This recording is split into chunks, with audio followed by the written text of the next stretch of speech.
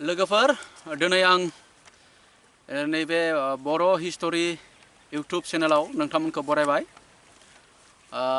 दिनैहाय आं नैबे टपिकखौ लानानै फैदों नोंथांमोननि गेजेराव।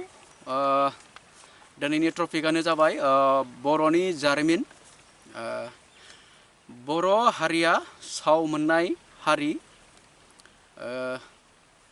थारैनो जोंनि बर' हारिया साव होलांजानाय हारि। बेखौ लानानै जों दिनै माखासे सावरायगोन। सावखौ होलांदों दैमालु, सोमदोन आरो इरागदाव।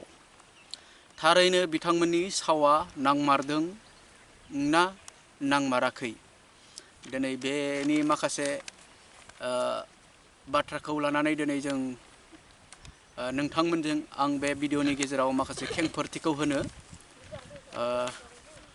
दैमालुनि साव, दैमालुआ बेबादि साव होलांदों। बर'आ मालाबाबो खौसे जानाय नङा, हाजो खर'आव खारखो खारखो थैजोबगोन।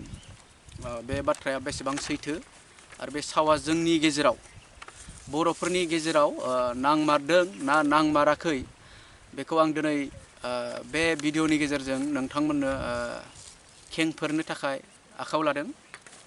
थारैनो दैमालुनि सावा जोंनियाव नांदों।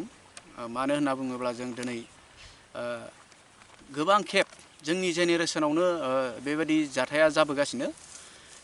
माब्लाबा जोङो सावथालफोरजों खारनाङो, माब्लाबा जों बांगालफोरजों खारनाङो, माब्लाबा हारसादों।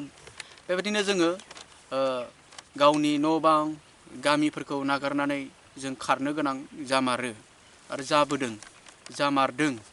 बे दैमालुनि सावा जोंनियाव नांमारदों। थांनाय 1989 मायथाइयाव जोङो हारसाफोरजों आन्दलन जानाय समाव जोङो गावनि न' बां सम्पतिफोरखौ, बारि बागान, हा हुखौ नागारनानै जोङो हाजो खर'आव खारखोनो गोनां जामारदों। दिनै फेसबुकनि गेजेरजों दिनै गफुर हालामनि बर'फ्रा गोबां दुखु फोरमायहरो बै 89नि खोथाखौ लानानै। गोबां बर' सुबुंफोरा मुंख्लं जालांबाय, गोबां आइजोफोरा रेप खालायजाबाय, अरुणाचल हाजोआव खारखोनानै थानांदों। बे बाथ्राया सैथो। दिनै बे 89नि जाथाया गफुर हालामावल' जायाखै, जोंनि सोनाब हालामथिंबो जादों। आंथ' उदालगुरिनि, जोंनि बे उदालगुरियावबो बे खारनो गोनाङा जादोंमोन 1989 मायथाइयाव। जोंबो 6 दानसो 6 मान्थ जोंबो भुटान हाजोआव खारखोनो गोनां जादों। आरो जायफ्रा भुटान हाजोनिफ्राय गोजानाव, बिथांमोनाबो हाग्रा बंग्रा थानो गोनां जादोंमोन खारखोमा खारखोमा। जोंनिफ्रायबो गामियाव गोबां धन सम्पतिफोरखौ लुथिना लांदोंमोन। जोंनि माखासे माल माथाफोरखौ दानसि दुनसि खालामना गालांदों, न' बांफोरखौ सावना गालांदों। जोंखौबो होदोंमोन, जोंबो भुटान हाजोआव खारखोनानैसो गदों। दिनै जोंनि बे 89आव गोबां जाथाया जादों। दिनै आंनि न'खरावबो माखासे बुस्थुफोरा दानसि जाना गालांनाय दाबो दङ। आरो गोबां बुस्थु न'निफ्राय उथायना लांदों। बै समाव गारि गुरा गैयामोन, साइकेलखौनो जेने थेने बायनो हायोमोन। साइकेलफोरखौबो बे दावखाफोरा उथायना लांदों। बेबायदि दुखुनांथावना जाथाया जोंनियावबो जादों। आनखि बे 89आव जोंनि गामियाव ओरैबायदि जाथाया जाबावदों जे आन्दलननि समाव 3 गथ'फ्रा जोनोम मोनदों। दिनै बै 3 गथ'फोरा जोनोम मोननायलाय, आन्दलननि समाव जानायलाय, बे गथ'फोरनि मुंखौनो सासे हौवासानि मुंखौ आन्दुला मुं दोननाय जादों आन्दलनाव जानायखाय। आरो सासे हिन्जावसाबो जोनोम जादोंमोन, बिथांनि नामखौबो आन्दुलि नाम दोननाय जादों। आन्दलनाव जानायखाय, हिन्जावसा जानायखाय बिथांनिखौबो आन्दुलि मुं दोननाय जादों। आरो सासे बेक्ति जाबावदों, सासे हौवासा गथ' जाबावदोंमोन। बिथाङा हाजोआव खारखोबाय थानाय समाव, भुटान हाजोआव प्रेगनेन्ट टाइमावहा खारखोबाय थानाय समाव बिथाङाबो जोनोम जादों। आरो बिथाङा खारखोबाय थानाय समाव जोनोम जानायलाय बिथांनि मुंखौबो खारखो मुं दोननाय जादों। स' बे 89नि दुखुनांथाव जारिमिना गफुर हालामावल' जायाखै, गासै बर'नि जायगायावनो जादों। जोंनि उदालगुरियावबो गोबांथार गिख्रंथाव जाथाया जादोंमोन। जोंफोरबो न' बां गारना खारनो गोनां जादों। जेब्ला जों भुटानाव खारखोना थायो, अब्ला भुटाननि बैफोर न'खराव जोंनि बर' माहारिफोरा सोरनिबा भुटाननि न'खरसेयावनो जोंनि बर' न'खरफोरा सोरनियावबा 10 न'खरनिबो बारा सोरनियावबा 15 न'खर बेबायदि थाहैनो गोनां जादोंमोन आरो बै जों थाहैनायाव गोबां भुटाननि बै बेक्तिफ्राबो दुखु मोनदों खस्थ' जादों संना जानो उन्दुनो बेबायदि उसुबिदा जादोंमोन आरो सासे बेक्तिया आसाम पुलिसनि गुलियाव मुंख्लंबो जानो गोनां जादों भुटान हादोरनि बे सासे बेक्तिया गावनि भुटान रायजोनिफ्राय जोंनि गाहाय हायेन ओनसोलाव जोंनि बर'लेण्ड रायजोआव नाहरदोंमोन आरो आसाम पुलिसा जोंनि बर' माहारि होननानै बिथांखौबो गावहरदों आरो बे गावहरनायाव बिथाङाबो मुंख्लं जालांनो गोनां जादों दिनै बे अरुणाचलनि सरकार आरो भुटान हादोरनि भुटान राजाया सेन्ट्रेलाव कमप्लेन खालामनायलाय सेन्ट्रेला खोनासंनो गोनां जानानैसो जोङो गावनि हा फारसे गावनि न' फारसे जों गावनि गामियाव फैफिनना थानो हानाय बेबायदि जाथाया जादों थारैनो दैमालु जोहोलावनि सावा बेबायदि नांदों आरो जों बिनि सिगाङाव माबायदि जानाय जों बेखौथ' दिनै सानबाबो सानस्ल'नो हाला नङा होमबा ब्रिटिशफोर फैनायनि सिगां जोंनि बर'फ्रा आरो माबायदिहै हाग्रायाव खारना गनाय आसामनि जिथु दानि केपिटेल गुवाहाटी गोदो बर'नि जोबथा रायजोआ जाबाय दिसपुरमोन दिनै दिसपुरा गुवाहाटीयाव साननो थाङोब्ला ब्रिटिशफोर फैनायनि सिगां दावखाफोरजों सेना लाजानायनि सिगां जोंनि बर'नि राजा थानाय जायगा राजमेहला जाबाय जोंनि दिसपुरावमोन जों बर'नि जायगामोन गुवाहाटीया आरो बै गुवाहाटीखौ जों सेजानाय समाव जोङो माबायदि खारनांनाय दिनै बै समाव बै ब्रह्मपुत्रखौ बारनो हानाय दालां गैयामोन ब्रिटिशफोरासो फैना बानायफैदों आरो बेनिफ्राय बे दै ब्रह्मपुत्र दैखौ जों माबायदिहै बारखो बेखौ जों सानोबा दिनै एसे सोमोनांथावना बाथ्रा जोंनि समाव बै समावथ' जेनेबा जाहाज गिदिर गिदिरफोरा गैयामोन नावफोरा जानांगौ बै समाव सोरनियावबा फिसा बिलाद टक्टाफोरनि बानायनाय नावफोरा थानो हागौबो जानो हानाय बा सोरबा औवाफोरखौनो खाजाबना बारदों जानांगौ बा थालिर बिफांफोरखौनो खाजाबनानै जों बे ब्रह्मपुत्रखौ बारबोनानै हाग्रा गेजेराव हाबना थाफैनाय बेफोरबायदि जानांगौ जों एसे सानहरोबा बेफोरबायदि नुहुरो जेब्ला ब्रिटिशआ फैयो अब्ला जोंखौ हाग्राबारियाव रायजो जाखोमानाय नुदोंमोन जोङो जुनारजों जुजिनानै हाग्रा गेजेराव जोङो रायजो जाखोमानानै दङमोन गावनि बै दिसपुरखौ नागारनानै अब्ला जों दुखुनांथावना दैमालु जोहोलावनि सावा जोंनियाव नांदों आरो उनावबो नांलांबावगोन खोमा बेखौ जों दिनै सानोब्ला एसे दुखुनांथावना सानथावनाबो बेनिखायनो आं दिनै बे दैमालु जोहोलावनि सावखौ नोंथांमोननि गेजेराव बेखौ खेंफोरबाय थारैनो जोंनियाव दैमालु जोहोलावनि सावा नांमारदों बेनिफ्राय सोमदोन जोहोलावाबो जोंखौ साव होलांदों दिनै सोमदोन जोहोलावा माबायदि साव होलांदों आं बेखौ नोंथांमोननो फोरमायनो आंखौ न'नि एन्जरानो मावजिनो गथायबाय नोंसोर सानसेबो गोजोन मोनजानाय नङा बे सावखौ सोमदोन जोहोलावाबो जोंखौ होलांदों बेफोर सावा जानांगौ 1617 BCनि खोथा ब्रिटिशआ जोंनियाव 200 बोसोर खुंदों अब्ला बे जाथाया आहमजों नांनाय समनि खोथा बियो दावखाफोरजों नांनायनि समनि खोथा जों जानांगौ बे 1617 BCनि खोथा 1600-1700 मायथाइयाव बे सावखौ होलांदों जानांगौ दिनै बेयाव फोरमायदों आंखौ न'नि एन्जरानो मावजिनो गथायबाय दिनै बे बाथ्राया बेखौनो फोरमायदों न'नि मानसियानो गुबुननो गथायनाय बा गावनि हारियानो गुबुननो गथायनाय बे सावा दिनैनि जोंनि बे जेनेरेसनावबो नांदों आं नोंथांमोननो एभिडेन्सखौनो होनो नागिरदों बे सावा नांदोंना नाङाखै नोंथांमोना बुजि मोनगोन मोनसे समाव बे 89नि समाव 86निफ्राय लानानै बर'फ्रा गोख्रों सोमावसारनाय समाव दावखाफ्रा जोंखौ जेब्ला नासयो अब्ला जोङो दावखाफोरनिफ्राय मारैहाय बारग'दोंमोन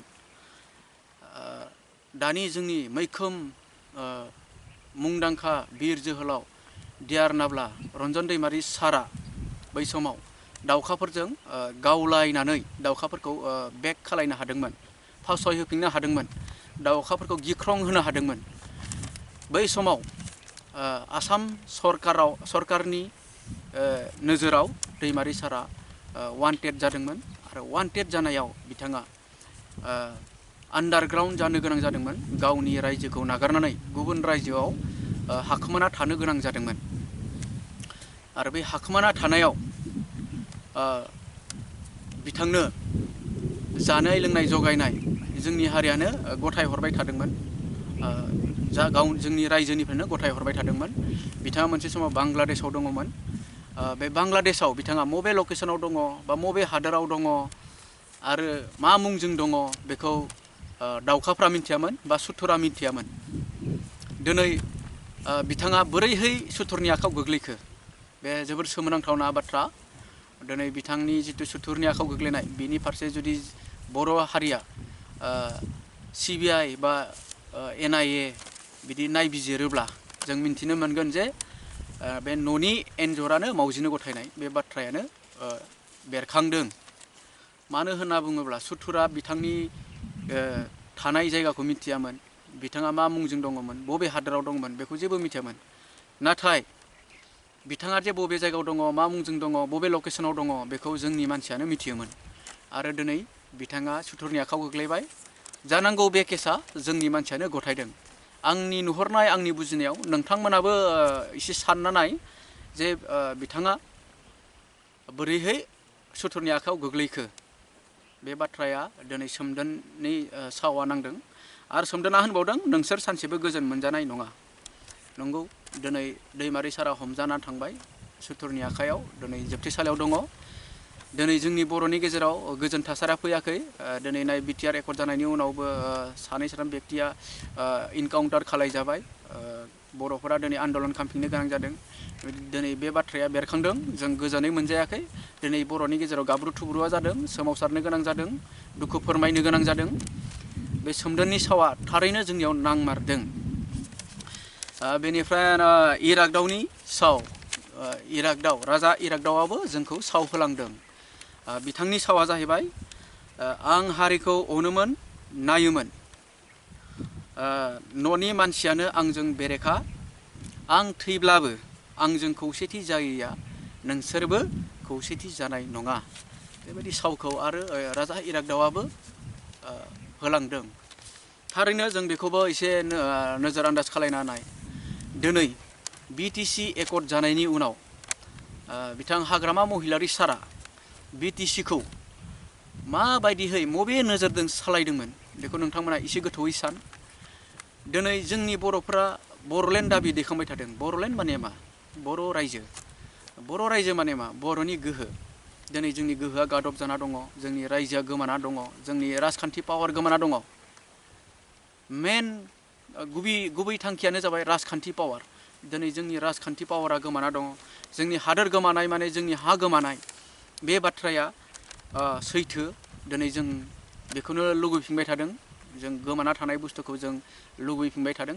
जि बुस्थुखौ जों सेना लाजादों बेखौनो जों दिनैसिम नाजागासिनो मोनफिननो थाखाय। दिनै हाग्रामा महिलारिया BTCखौ दाफुंबाय। आरो बेयाव जि एसे गोहो मोनना दंमोन, दिनै बिथाङा बे गोहोखौ लानानै बर' हारिनि जानानै बर' हारिनि थाखाय रैखा खालायना दोनबाय थादोंमोन। दिनै नाय जोंनि BTCआव 40टा काउन्सिल सिट दङ, मासि। बे 40टा मासिखौ हाग्रामा महिलारि सारा गुबुननो हगाराखैमोन। राजखान्थि पावारखौ गुबुन हारिनो हगाराखैमोन। बेनिखायनो जोंनि BTCआ दिसपुराव 12टा मासि मोननानै दङ। बे 12टा मासिखौबो दिनै हाग्रामा महिलारिया गुबुननो हगाराखैमोन। जोंनि हानि गोहो, जे बे BTCनि हाया बर' हारिनि हा होननानै हाग्रामा महिलारिया हमथाना दोनबाय थादोंमोन। आरो दिनै बे BTCआव 6 शेड्युल बर' हारिनि बा ट्राइबेलनि होननानै बिथाङा हमथानानै दोनबाय थादोंमोन। दिनैहाय जों नुनो मोनबाय बे इरागदावनि सावा थारैनो नांमारदों। दिनै नाय जोंनि मानसियानो, न'नि मानसियानो बा जोंनि हारियानो गुबुनजों लोगो नांनानै जोंनि राजखान्थि पावारखौ खोमाबाय, जोंनि हानि पावारखौ खोमाबाय, जोंनि जिथु मासि, दिसपुरनि मासि बा काउन्सिलनि मासि गासैखौबो गुबुननो हगारना लाजोब्बाय। दिनै BTCनि माखासे गोहोफोरा मोनफा मोनफा खमायलांगासिनो दङ। जोंनि BTCनि प्रपर्टिफोरा माखासे प्रपर्टिफोरा दिनै आसाम सरकारजों लांफिनजागासिनो दङ। अब्ला बे जों साननो गोनां बाथ्रा जे इरागदावनि सावा थारैनो नांमारदों। जोंनियाव जि गोहोखौ जों मोनफिनना दंमोन, बे गोहोआबो दिनै जोङो खोमाना लानो थांगासिनो दङ। जों गुबुनजों गादबफिनजागासिनो दङ। बे इराक दावनि सावा नांमारदों। जों बर'आ मालाबाबो खौसे जानाय नङा होननाय बाथ्राया बे नांदों। दिनै थांनाय बिसायख'थिफोराव जों नुनो मोनबाय बर'आ गावजों गाव एना एनि खौसे जानानै जों सलायनो हायासै जोंनि BTC रायजोखौ, बर'नि रायजोखौ।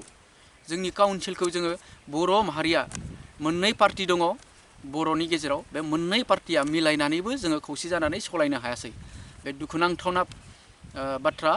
गुबुननि आथिं सिङाव थानानैसो दिनै बे रायजोआ गुबुनजों गाग्लोबफिनजानायनि लामायाव थांफिनबाय। बे बाथ्राया जोंनि सिगाङाव जोबोद दुखुनांथावना। थारैनो जोंनियाव बे सोमदोन, दैमालु आरो इरागदावनि सावा जोंनि गेजेराव नांमारदों। नोंथांमोना एसे साननानै नाय गोथावै। बे एभिडेन्सआ जोंनि गेजेराव बेरखांबोगासिनो आरो इयुनावबो नांलांबाय थागोन। दिनै साफा सानै गुबुन हारिया बुंदोंसै गुतै बर' मारिबालागे अखমৰ পৰা সকলো জাতি মিলাই बर'বিলাকৰ खेदाबालागे बेफोरबायदि बाथ्राया बेरदोंसै। गाबोन सबनिहा बारा बारा बेरगोन आरो जों होजाबावनायनि लामायाव दङ।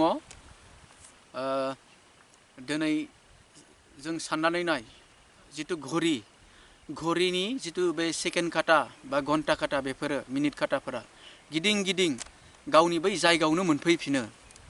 अब्ला जोंनि थासारियाबो गिदिं गिदिं बैयावनो सहैफिनो, बुहुमाबो गिदिं गिदिं बै थासारियावनो सहैफिनो। बेदिनो गिदिंबाय थायो सम आरो थासारिया। दा जोंनि थासारियाबो बै 89नि थासारियाव सफैफिनगोन बा बिनि सिगाङाव जों गुवाहाटीखौ मब्ला समाव मबे मायथाइयाव जों नागारनांनाय बै थासारियाव जों सहैफिनगोन। बेनिखायनो आं खावलायदों रायजो राजा नोंथांमोना माखासे बर'नि जारिमिनखौ मिन्थिया जानांगौ। दानि जेनेरेसनाथ' दानि कलेज लाइफ, स्कुल लाइफ, यं जेनेरेसनफोराथ' बेफोर जारिमिनखौ मिथिया। दिनै आबसु अफिसाव थानाय आबसुनि सेंग्राफोरानो मिथिया। दिनै आबसुखौ दैदेननाय आबसुनि लिडारफोरानो बेफोर जारिमिनखौ मिथिया जानांगौ। बेनिखायनो आं खावलायदों नोंथांमोना दिनै बेफोर जारिमिनखौ गोबां मिथिनो मोनगोन। आंनियाव गोबां जारिमिनफोरा दङ। नोंथांमोना बे बड' हिस्ट'रि इउटुब चेनेलाव गोबां बर'नि जारिमिन, दुखुनांथावना जारिमिनफोरखौ मोन्थिलांबाय थागोन। बेनिखायनो आं खावलायदों नोंथांमोना बे आंनि चेनेलखौ साबस्क्राइब खालायना होगोन। नोंथांमोना नुबाय थागोन बर'नि जारिमिन। बेसेयानोसै लोगोफोर।